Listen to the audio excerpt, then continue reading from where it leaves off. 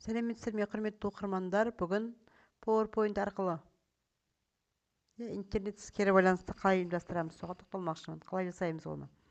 Мына жерде міне алдарыңызда сурет арқылы жасалып тұрған, сабақты толық түсіндім. Балалар таңдай береді. Сабақты толық түсінбедім. Сабақ қиын болды. Бұны енді өздеріңіз сөзін де, суретін де өз қалауларыңызша жасап салатын боласыздар. Сосын мына жерде бассаңыздар, мысалға келесі балаға сабақта қолдану үшін мысалы мына жерден бәрін нөлге айналдырып жасаймыз. Енді осыны қалай жасаймыз, мен соған толық тоқталатын боламын. Ол үшін бізге міне PowerPoint-тағы мен бұл жолға видео салып отырмын. Алдарыңызда көрсеңіздер, мынау видеолар, салсақ, мыналардың міне эмоциясымен видеолар қозғалады.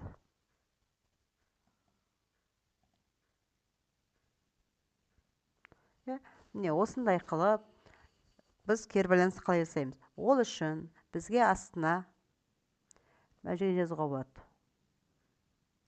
Басатын белгіше орналастыруға болады. Оның ішіне енді сөз жазамыз ба, жазбаймыз ба, оны өзіміз білеміз. Мысалға маяқ жазылып тұр, астына жазбай ақ қойсам да болады. Жазбайтын болса, мен мысалға бұл жерге дөңгелекше орналастырсам. Оқушылар келіп шертуге. Мындай қылып. Енді осының көшірмесін алып алам. 3 көшірме алып алам. Ctrl+C мен көшірдім. V-мен вставить еттім. Енді үшеуін 3 жерге орналастырсам. Және де түсін, алдымыздағы видеоның жиектеме түсін алдық қой. Соның түсімен бірдей қылып өзгертсек. Енді әр қайсысын өздеріңіздің фантазияларыңызға қарай өзгертіп ала бересіздер. Мен енді осындай қылып өзгертіп шығам.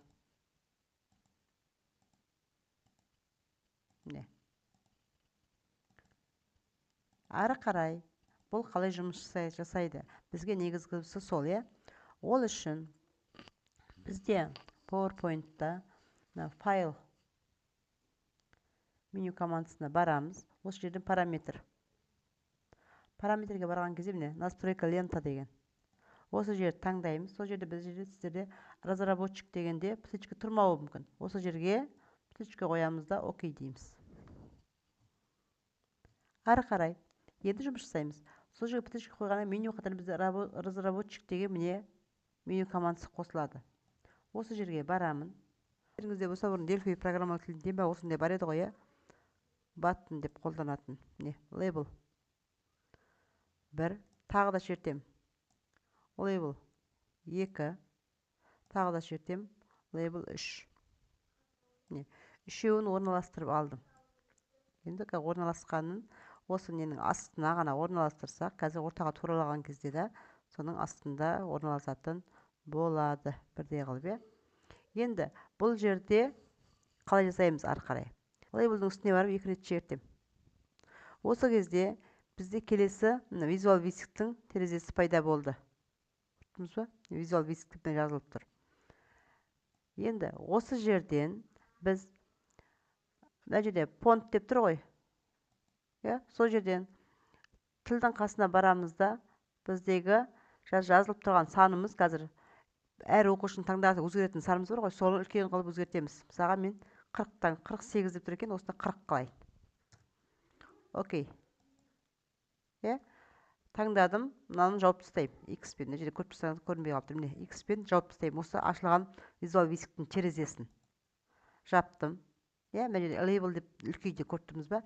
Енді осыны арман қарай нөлге айналдыруымыз керек. Ол үшін енді қараңыздар. Келесі мына жерде биткілеп қоямын, сіздерге көріну үшін. Енді жаңа фонтның шрифті өзгерттік қой. Соның астында бізде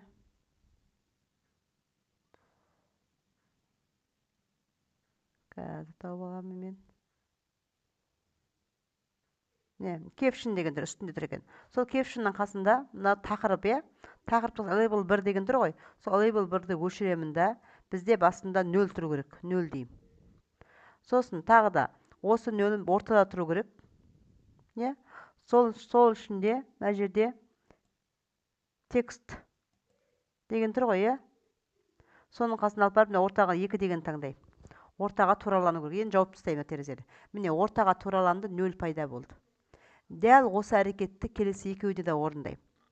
Бәрін бірге орындаймын. Лейбл 2-ні алып өшіремін да орнына 0 қоямын. Тілді басамын да қасындағынан мына жерде 40-қа өзгертемін. Окей. Арман қарай, міне текст деген тұр ғой. Ал legend деген, соның қасына алып барамын да 2-ні таңдаймын. Яғни туралап жатырмын деген сөз, ортаға туралап жатырмын. Енді X-пен жауып тастадым. Дәл осы әрекетті үшінші әрекетке таңдайтын боламын. Міне 40-қа алып барып таңдадым. Окей. Келесі лейблді өшіремін. Бұл жерге 0 қоямын. Мына жерде текст дегеннің астына алып барамын да 2-ні таңдаймын. Міне үшеуінде мен орындап болдым. Үшеуінде 0-ге тураладым. Енді әрі қарай бұлардың ішінде бізге жұмыс жасау үшін код шығу керек. Одан бөлек мына жерге тағы да жаңағыдай 0-ге қайтаратын не салып қойсақ, бір фигура орналастырсақ. Ол үшін смайликті қойып қоямын мысалы.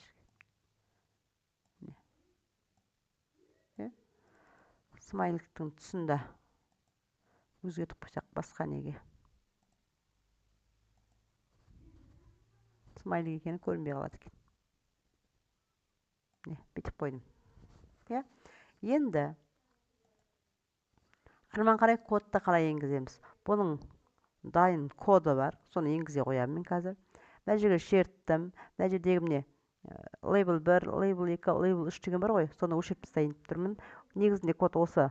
Мына басы мен аяғының ортасына жазылу керек. End сап аяқталатын жоқ ғой. Мына провидса басы ортасына жазылу керек. Мен соны дайын кодты көшіретін болғасында алып тастап тұрмын үшеуінде. Соған алып барамын да мендегі дайын кодты мен мына жерде көшіріліп тұр екен. Осыны копировать етіп, сол жерге қоя қоямын. Міне лейбл 1-дің ішінде. Міне лейбл 1 caption, лейбл 1 caption плюс 1 бірге арттырып отырамын деген ғой. Мына жерде лейбл 2 caption, лейбл 2-ді caption плюс 1-ге арттырып отырамын деген. Әрқайсысын арттырып, мына жерде 0-ге туралауы. Осыны басқан кезде не деп тұрмын? Әрқайсысын 0-ге турала деп тұрмын. Сондықтан да осыны көшіріп алып барамын да осы жерге орналастырамын.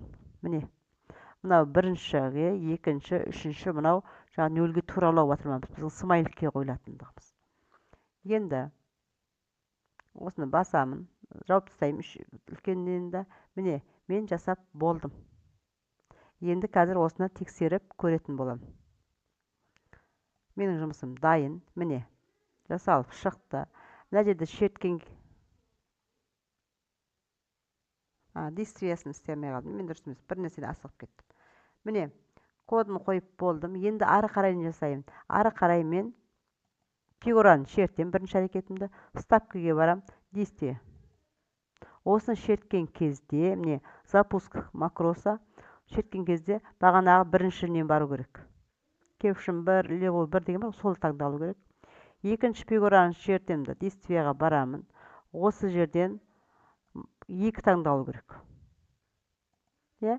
Мына жерден тағы да действияға барамын. Макросқа шертемін. 3 таңдалу керек. Енді барып, мынаны смайликті шерткен кезде бізде бәрі 0-ге теңесу керек. Ол үшін макросты таңдаймын тағы да. Мына жердегі міне show reset деп тұр ғой, reset деп жазылған, соны таңдаймын. Яғни смайлик таңдаған кезде 0-ге теңесу керек. Міне барлығын дайындап болдым. Енді тексеріп көрем. Міне мынау менде видео. Шертсеңіздер, видео қосылады. Оқушылар таңдады. Мынау өзгере береді. Мына жерде мысалы барлығы да видео. Енді ал мына жерден таңдайтын болсақ 0-ге шегерілді. Міне қайтадан. Енді бізде бір нәрсе, мына видео автомат түрде тұрса қалай болады екен? Біз соны таңдап көреміз қазір.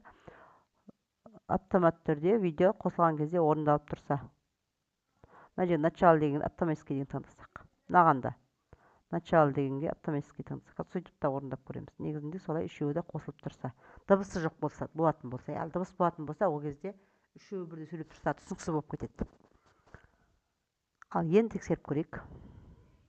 Міне, көріп тұрсыздар ма?